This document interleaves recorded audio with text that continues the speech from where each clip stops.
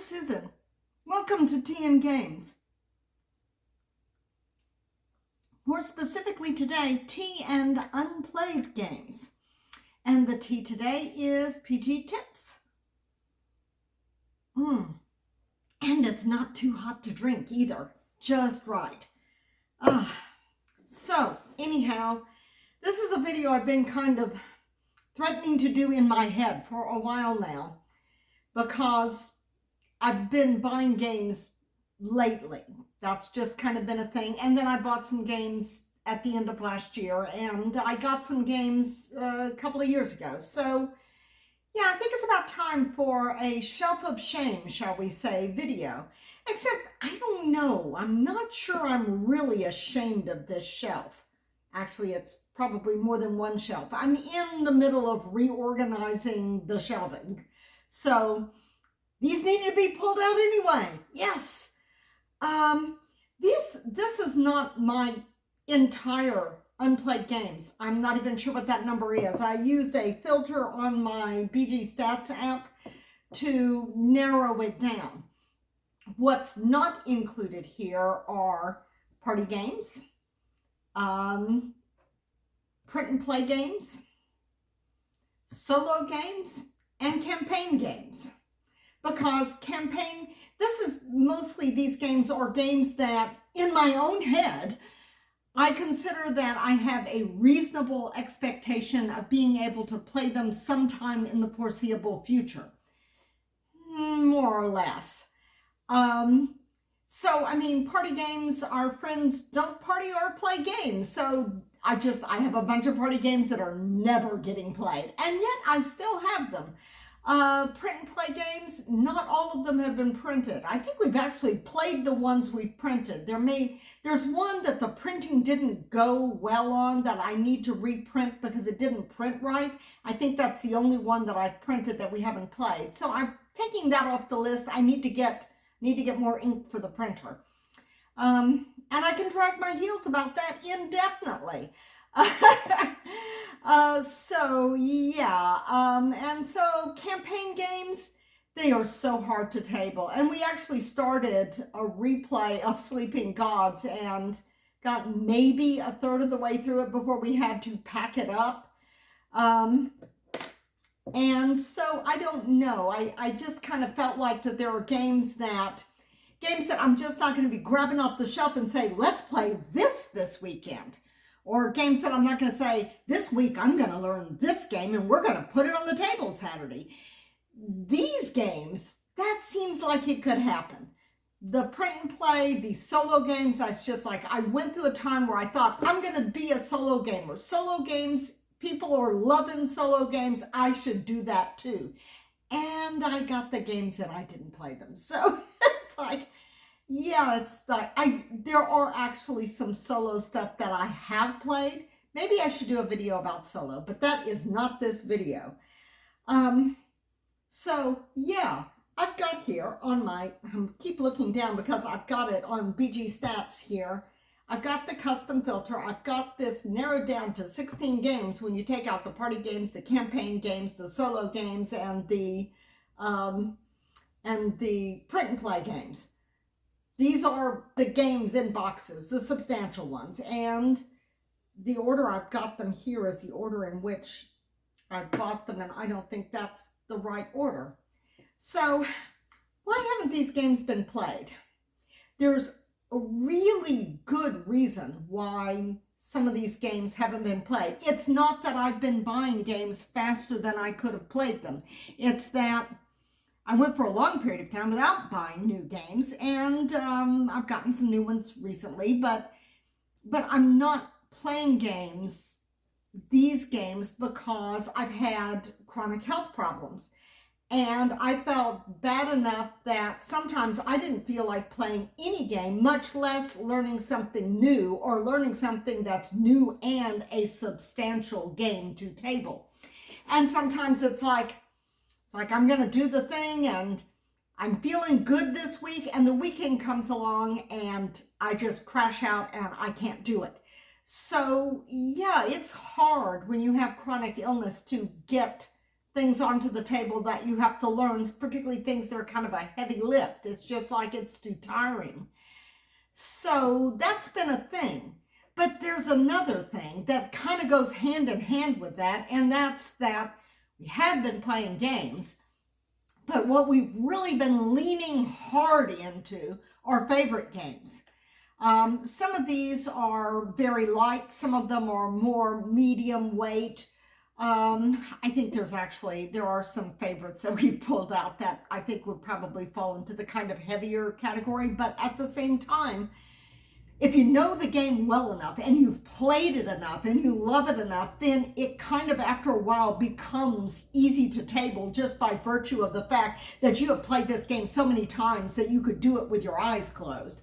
So yeah, favorite games, both light and not so light, have been hitting the table. And I actually thought about making this video called "These Games Are Preventing Me from Playing These Games," because favorite games do present a unique dilemma. It's like, you know, they're your comfort food, but they're also just like, you love these games. They're so good.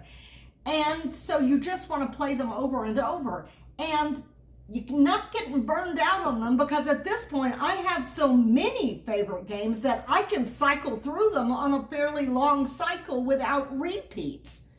So yeah, the favorite game thing, right now I'm feeling good enough that what's really stopping me from tabling these games, notice I said right now, right now I'm feeling good enough that's what's really stopping me from tabling these games are the fact that I am enjoying the other games I already know so very much, and they're just coming back to the table.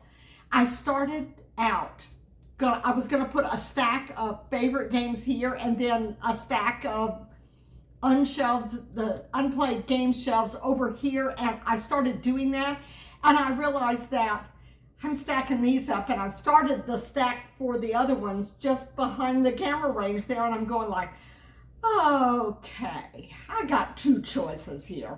I can either make a massive stack of unplayed games, or I can make a massive stack of favorite games, but I'm not gonna do both. So yeah, excuse me, I bailed out of stacking up the favorite games in front of the camera there. And then also at a certain point I realized when I was hauling these in here, I've got so many unplayed games that they kind of take up the whole thing. So what have I got? I've got City of Iron, which technically we have played. Kind of, sort of. I got a used copy of the first edition, and we liked it enough from a single play that I decided that when Red Raven reprinted the second edition of it, that I would just go ahead and get the second edition. And then when I got the second edition, we got rid of the first. This probably wouldn't be that difficult to table because we already sort of have a passing familiarity with it, but on the other hand, it's been a while, so yeah, we would probably be more or less learning it from scratch. I can't tell what's on the other side of this pile here, and if I put this down here, okay, big bang. I'll try not to bang things too much. We pulled Suburbia out to play it. We've actually had this on the table to play a couple of times, and then something has interrupted us. I feel relatively confident that we will be able to play Suburbia before the end of the year. The game is kind of a classic. I've got it upside down. I wondered why it didn't look right when I was looking at the image on the screen there. This game is a bit of a classic, city building, not too heavy of a lift. I already kind of know how to play because, like I said, I did all the learning how to play stuff, and I've done it twice now, but it just hasn't quite made it onto the table. Reiner Knizia's Through the Desert, another classic. I lean very heavily into games that have a certain status. I'm not really into the super new flavor of the month, though I do occasionally go in for flavor of the month. But I have a weakness for games that have been around for a while, that have proven themselves and have staying power. So when All Play brought out a new edition of Through the Desert, I was all in for that. I think we might be able to play that this year. And now we get to the really shameful part of the shelf of shame. To some extent, I think of these games as my stockpile of games rather than some dreadful thing looming over my head that I need to play. Because I really want to play all these games, and I just think of them as like a stockpile, more so than the whole shelf of shame thing. But there is one game in this pile that I have deep and profound shame that I have not played. Actually, two now that I think about it, and they are both Stonemaier games. I've had viticulture for a couple of years now, and I haven't played it. I kind of feel like I have played it because I've gone through the how to play stuff and I've watched so very many videos on it that it's like I have a memory of playing a game I have not played. I should be able to get this on the table before the end of the year, but on the other hand, I've had it for a couple of years now, and there have been other games I've gotten on the table, but not that one. So that's one I'm not placing bets on, but it is the one that I am most ashamed that I have not played. If we're going to really talk about the whole putting the shame in the shelf of shame thing. And the other one, oh gosh, these are big and heavy, but the other one is not. The other Stonemaier game that I haven't played is Wingspan Asia. We have Wingspan, we've played it. We rarely play it though. I picked up Wingspan Asia because it's a two-player thing and it's slightly different and everything. And I thought that it might be good for us since 2 is our usual player count, but we still haven't played it again. As a matter of fact, I don't think we've played the original Wingspan since I got Wingspan Asia. So I should probably put that one back on the table too. So many pretty birds. I have recently gotten a bird buddy. The feeder with the camera. So I'm seeing lots of birds, just not on my table. Oh, what else do we have here? Oh, yes, I suppose I should go ahead and do this. I talked about City of Iron, which is a Red Raven game. This Kickstarter for 6 Sojourns delivered, and I opened the box, I sorted and inventoried everything, and then I put it on the shelf without even looking at it. I mean, beyond the going through everything. We like Red Raven games a lot, and I should be looking forward to playing this, but for some reason it just kind of got lost in the shuffle. It's like there was stuff happening and I was feeling bad and there was stuff happening, so it was just like it arrived and I'm going like, oh good, I've got it. Let me look at it. I've looked at it. Okay, let me shelve it. I've shelved it. It is one we should be able to play before the end of the year, but like viticulture, it's kind of been lingering around and overlooked a bit, so that's one I'm not going to place any bets on. I might take a bet on Through the Desert and Suburbia. Oh, what else have I got here? Oh, yes. Over here, A Feast for Odin. I found this used at Half Price Books, and the price was good, though I don't remember what it was right off the top of my head, and it wasn't actually in print at that time. This game has not been played because I am so totally intimidated by it. I am more intimidated by this game than any other game up here, even though some of these may be heavier. Maybe. Maybe not. I don't know. I'm a poor judge of how heavy a game is because my feeling about how heavy something is sometimes does not match other people's. Like there are games that people find easy and I find them really hard, and there are games that I find easy that the BGG rating says, oh yes, this is really hard. So I'm just, that whole weight thing on games is something I don't have a good beat on. But Feast for Odin is an Uwe Rosenberg masterpiece, and it is a huge game, and we haven't played it. And I don't think we're going to play this between now and, say, the end of the year. Maybe within the next year and a half? That sounds a bit more reasonable, because it's scary. Everybody talks about, oh, wow, this game is a monster, and I'm going like, really? I mean, yes, now I want to play it, but it's like I don't want to play it because it's a monster. And, oh, I think I will also put this up here. We picked this up at our local game store because I kept going in and looking at it. And the reason I bought this game for possibly the worst possible reason for buying a game. And I mean, it wasn't exactly an impulse purchase. I did look at stuff on how the game played, and I did go back and forth looking at the game in the shop before I made the purchase, like a year after I started looking at it. So not really an impulse purchase, but still very, very dubious motivation behind the purchase of this game.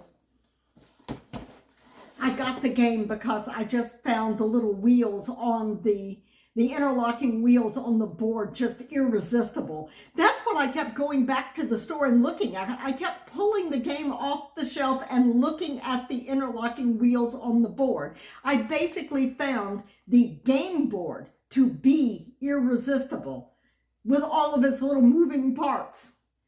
But I did look at the game, and it does seem like something that we might enjoy playing. We shall see, but I don't know if we're going to see soon, because this is another one that's just maybe just a tiny bit intimidating. Oh, I picked up Honey Buzz at Half Price Books. I got this because so very many people talk about how much they love this game. And also because I know Elf Creek Games has had some problems. It is a very small company, and at some point I just decided I'll regret it if I don't get this game. If Elf Creek were to go away tomorrow, I would instantly regret not having this game, because then I would never know if it was as wonderful as everybody says.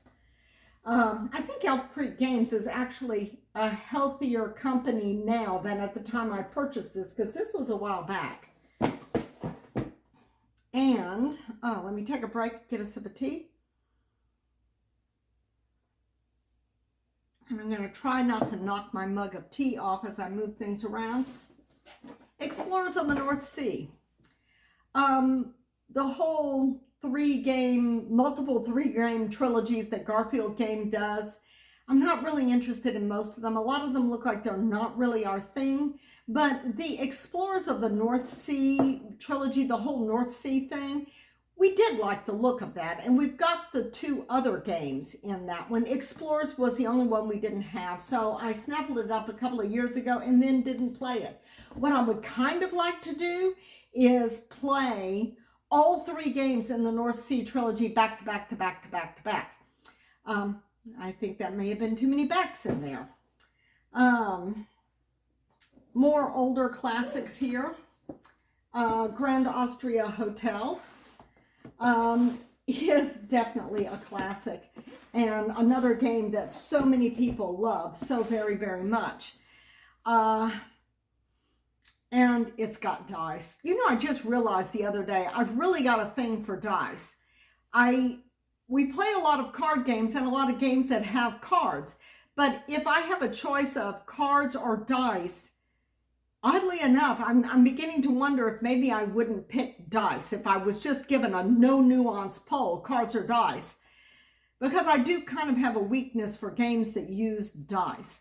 But Grand Austria Hotel is one that we really, really need to play and that I really, really want to play, but I do not know when.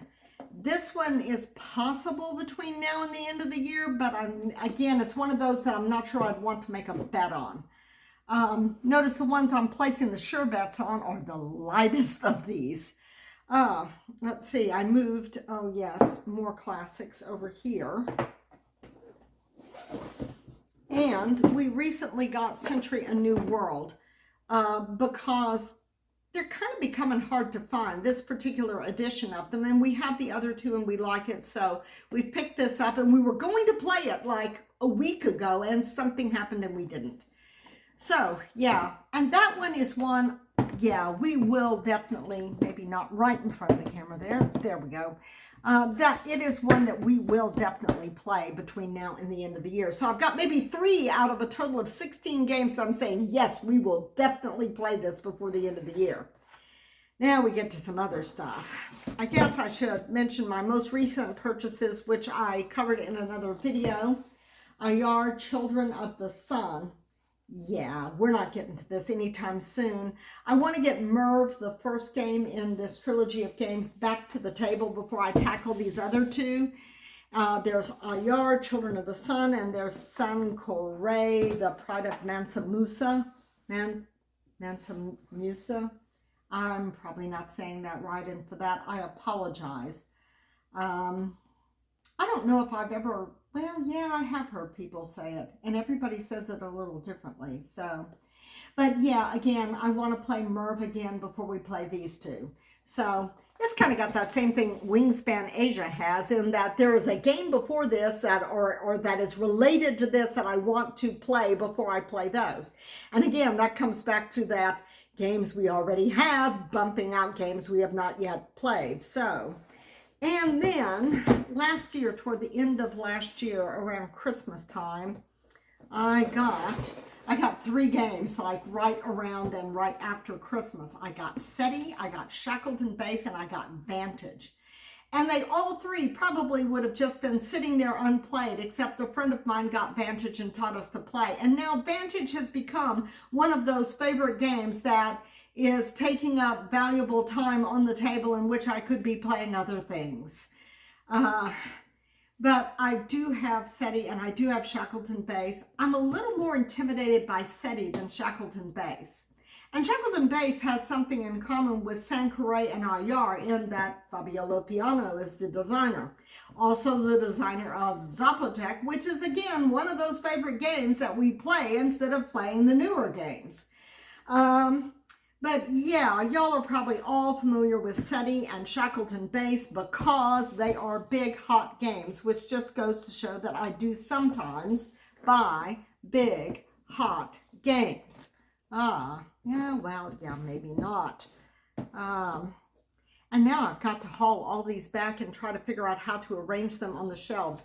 You may notice that we do not have a stack of boxes behind me because we have now got the new IKEA shelves in the guest room, and so we've put games in them and it's like a mess, because some of those games I want into the other shelves and some of these games I want into those games, and what I've got behind me now is the game topper, because I've actually taken the game topper off of the table here so that I can use the dining room table for other things.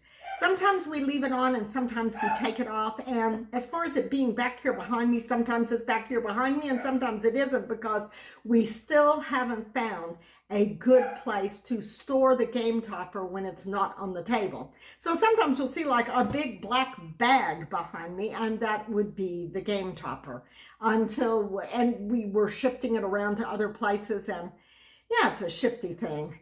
But anyhow, that is the core of my Unplayed game shelf.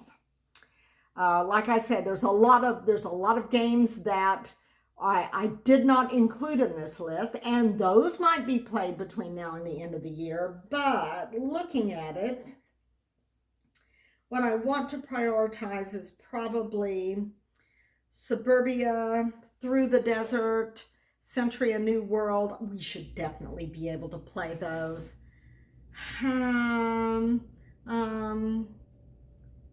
Yeah, it's like I don't want to commit to any of these other ones. I'm just looking at them going like, yes, that one, and then I'm going like, yeah, I don't want to. And that's the thing. A lot of people do these shelf of shame videos and they say, okay, I've got X number of these games and I want to get them played within a certain period of time. And well, I don't want to just grind through them game after game after game, like, okay, learn a new game, play the new game, on to the next new game. Maybe I want to like enjoy it for a little while. You know, a lot of times when we get new games, we really like them and we just want to leave it on the table and do it again.